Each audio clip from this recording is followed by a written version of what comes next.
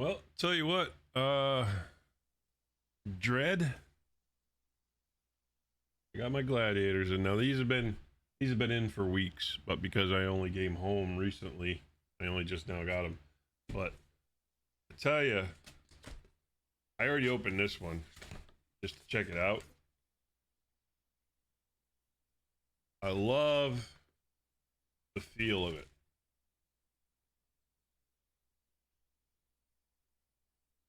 Now that's of course, this of course is the right stick. So the hats. Now this, that's an analog stick there, and you got the other hats. Now I bought the premium one, so I got all the extra parts. So I could switch this out if I don't want the analog stick. I could put another hi hat in there. So I could put another hat there if I want. This one here is also another similar to a hat. You got the dual trigger here, and then this trigger. So you could actually have two triggers there. You got the side button. Now these, of course, with the VKBs, like Virpals, you got to assemble them. This is the base. While you're, of course, they give you the tools and everything to put everything together. You don't actually have to have tools.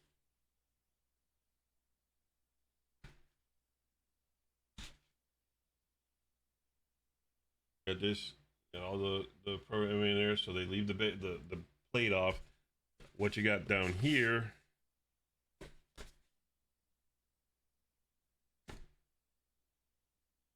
this is, holy jeez, that's an actual metal plate.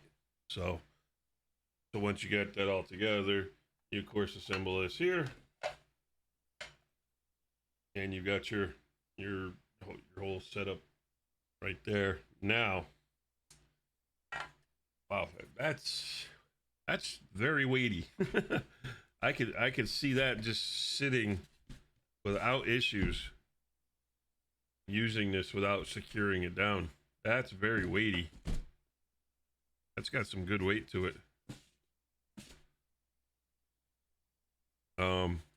This here, of course, you got 3 buttons along the top. You got a actuator. This is like a throttle, and then you have, of course, a dial. And it looks to be an infinite dial, so not sure what to do with that.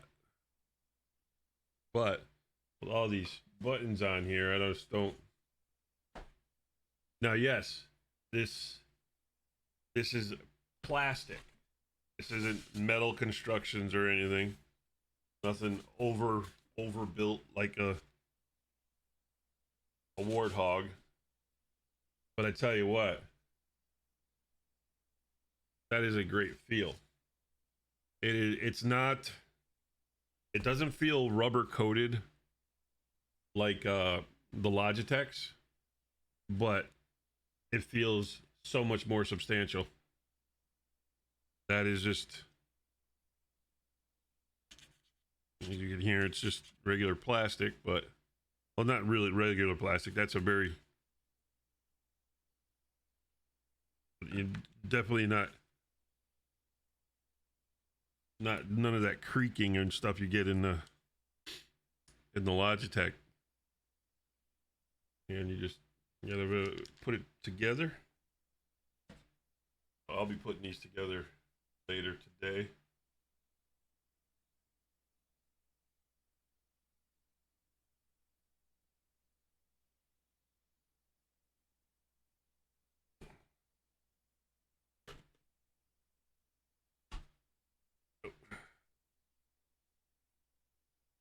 Put that aside. And then I'll show you what the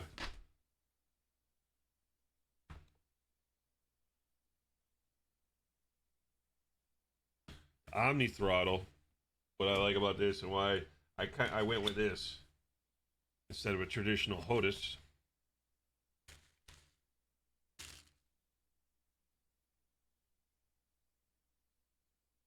Of course, it's left-handed. You see here how it's angled, right? You got all that. You actually hold it like this. Of course, you got all the same things as the. It's just a left-handed Gladiator, but in the Omni Throttle. So I can do this. So basically, it's like having a HOTUS, but also having a dual flight stick, which is great. So and of course, it's got the twist action. So I can do up and down for thrusters. But then I got all thruster control here, but then also all my controls for all kinds of things on here. Also the double fire, so I can even have more gun controls or whatever. If I want to sit here and when you're talking Elite Dangerous, I want to do a quick hold down this trigger to turn flight assist off. That way I can do a quick U-turn maneuver, then let it go to reactivate flight assist to steady the ship back out real quick. I've been noticing that's a great way to fly, especially when you're in combat, is just to have that control to where you can turn flight assist on and off to get those quick maneuvers. But this is what this is going to be like. So basically, yeah, I'm going to have. It's not a HOTUS, and it's not a. I don't know what a dual stick is. A HOSAS. It's. I don't know. It's a hybrid HOTUS because it's both throttle. Feels like the throttle with dual stick control also. So that's what that is. And like I said, these are absolutely feel great. Now, of course, yes, this is Gladiator NXT is their low end, but this is what they developed to come out with the low end.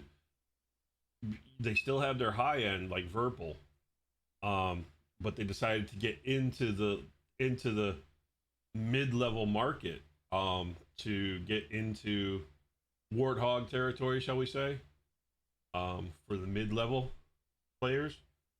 And I tell you, from what I'm feeling here, I haven't felt the action, but from what I've been seeing from other reviews and from other people who are using it, I'm not a big fan of Warthogs. And I just see this as right now. I mean, they're $200 a piece. So for $400, which is what you're going to spend if you want to buy a overrated Warthog, actually you're going to spend more than that. You're spending $300. Some people are spending nowadays $300, even for the Logitech the 56 Rhino. I don't think it's worth it. This should be your next step up when you get rid of this, that little single flight stick like the T16000. I just think Logitech, the X52 and the X56 and the Warthog should just no longer be a consideration for anybody with this. I like this. So yeah, it's not cheap at all. Doesn't feel cheap. Yes, it feels like plastic, but it feels like solid. It's solid in the hand, and it just feels so good. Let me see. It just feels really great in the hand. Easy access for all the buttons. Everything just. I will be using them later tonight, so I'll let you know exactly how I feel about it all the way around. It's just the same base, and I bought desk mounts, so that way I'm gonna secure it right here on the desk. I bought those clamping desk mounts, so I'm gonna have them situated right here, so that way while I'm playing.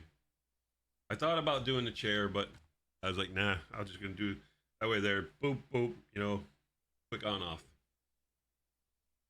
So I'll let you know. But as far as I can say, I like them very much. I'm excited to put them together and use them. All right, talk to you later. Bye.